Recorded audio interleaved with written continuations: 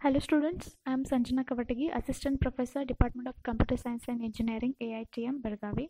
Let us continue with the video lectures on computer organization. Let us continue with the module number 1. In this video, we will be studying about bus structures. So far we have studied the functional units or the functions of individual parts of the computer. So to form an operational system, these parts must be connected in some organized way. So there are many ways of doing this, but we are going to consider one common, most common of all these ways here. Okay, so to achieve a reasonable speed of operation, the computer must be organized so that all its units can handle one full word of data at a given time. What is word we have discussed in the previous video, please go and check over there.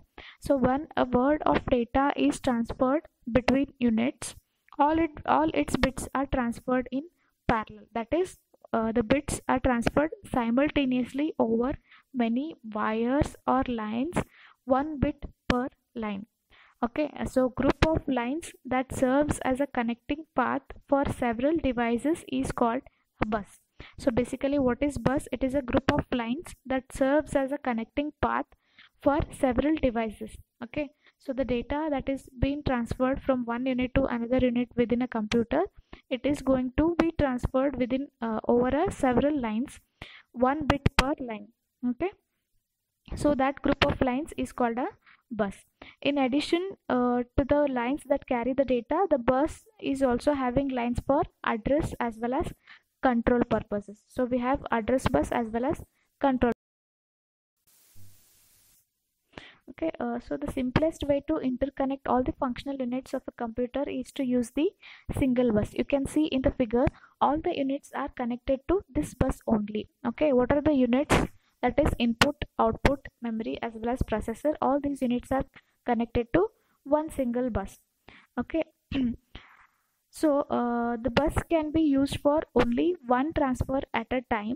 Because we are using single bus, only two units among all these can actively use the bus at any given time. Okay, so since the bus can be used for only one data transfer at a time, only two units, either input output unit or input to memory unit or memory to processor unit, only any two of these units can actively participate. So the bus control lines are used to arbitrate multiple requests for the use of the bus. Control lines are used to arbitrate the multiple requests. That is, if processor wants to use or if memory wants to use, that is going to be controlled by the control lines of the bus. So the main virtue of the single bus structure is its low cost and its flexibility for attaching any peripheral devices, because it has only one line, single bus. We can connect any external peripheral devices are nothing but your input output devices.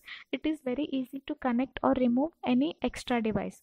Okay, so the systems that contain multiple buses achieve more concurrency in operations by allowing two or more transfers to be carried out at the same time. Single bus will allow only one data transfer at a time. If the system is containing multiple buses, it can achieve more concurrency in operations because it can allow two or more transfers to be carried out at the same time. So this is going to lead to better performance, but the cost will be more here. Okay, so the cost of multiple buses is more. So the devices that are connected to a bus vary widely in their speed of operation. So some electromechanical devices like keyboards and printers, they are relatively slow. Others like magnetic or optical disc are considerably faster compared to these keyboards and printers. Okay, and the memory and processor units operate at electronic speeds, which are the fastest parts of the computers. Okay, so because all these devices must communicate with each other over the bus, because we have only one bus, all the units are connected to that particular bus, so we should have the efficient transfer mechanism that is not constrained by the slow devices, and it can be used to smooth out the differences in timing among different processors, memories and any external devices. So that mechanism is very much necessary. So one common solution for this is to make use of the buffer registers with the devices to hold the information during the transfers. To understand this in a better way, consider the example.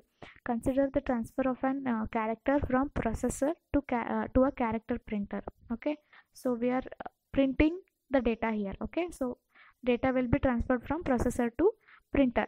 So the processor, since it is working at electronic speed, it sends the characters very fast, so the printer cannot handle it since the processing speed of the printer is slow. So we can use the buffer here. Okay, so the processor will send its character over the bus to printer buffer. Okay, since the buffer is electronic register, this transfer requires relatively a little time compared to the printer. Okay, so once the buffer is loaded, the printer can start printing without further any intervention by the processor. The processor will just send all its data, because it is working at a higher speed. It will fastly send its data and the printer cannot handle. So in between we are using a printer buffer. So all that characters sent by the processor will be held in buffer. So buffer is a electronic register. It will work faster compared to the printer. Okay, so once the buffer is full, and then the printer can start printing the characters without any intervention by the processor now. Okay, so the printer continues printing the character in its buffer, and it is not available for further transfers until this process is completed. So once the buffer is full, the printer will finish off all its printing work. So until it completes, that buffer will not be available to other devices. Okay, so this is about single bus. We shall continue this module in the next video. Thank you for watching.